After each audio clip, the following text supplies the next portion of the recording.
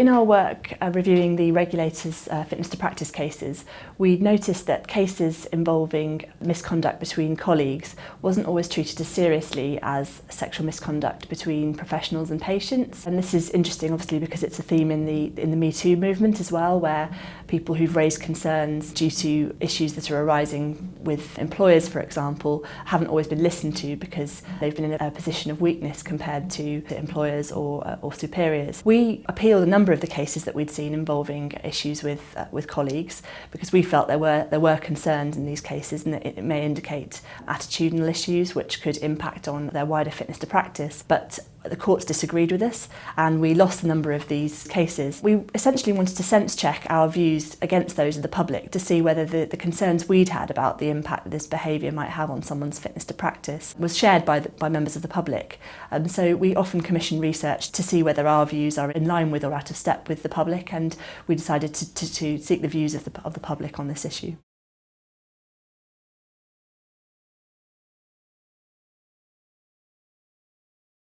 The research was really interesting, partly reassuring from our perspective because I think it demonstrated that the public do see this behaviour as serious and they do see it as an issue which is relevant to fitness to practice, as did the professionals that were talked to as part of the research as well. It became clear that people had different ways of assessing behaviour and different ways of trying to understand how serious behaviour might be. So, for example, where behaviour between professionals and members of the public may be seen as completely taboo, there was clearly much more of a grey area in relation to behaviour between colleagues, partly because of people's individual relationships they might have, which may mean that some behaviour was seen as more or less appropriate. However, there certainly were still views that very serious behaviour was still very much seen as not allowed, and that should be governed by external standards rather than relationships.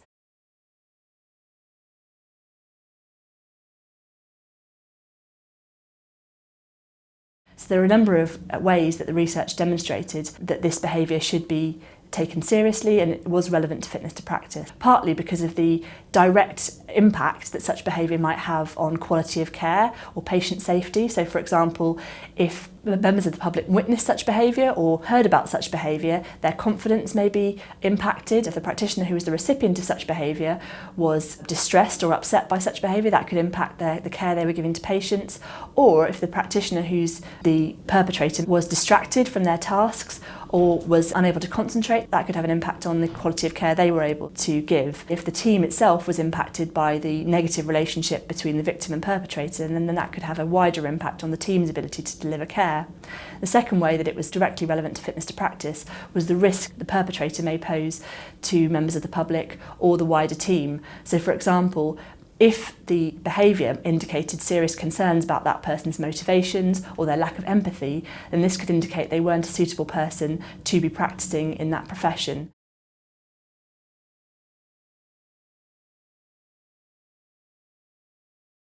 Some of the cases that my colleagues in the legal team looked at had a theme running through them of the excuse being given that there was a culture of banter or the team was on board with such behaviour, therefore this was seen as a mitigating factor when the cases were taken forward by the regulator or in the courts. In one case, the example was given that people had a carry-on sense of humour and that was what was allowed and that was what went, so it was therefore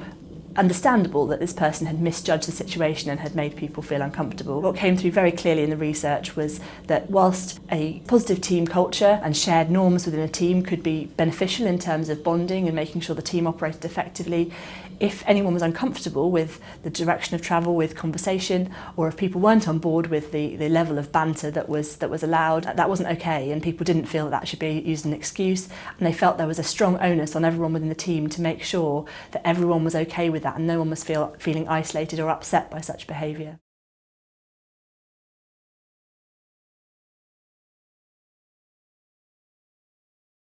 The research from our perspective has reinforced our initial feeling that such behaviour is serious and that it's really important that people come forward about such behaviour if they think it's an issue, and that they should make sure that they either talk to their employer if they've got concerns about issues with another colleague, or if they feel it's important, or if they're not being listened to, then they go to the regulator, because as the research demonstrates, there is a relevance to fitness to practice and we need to make sure that such issues are taken seriously and are dealt with at the appropriate level.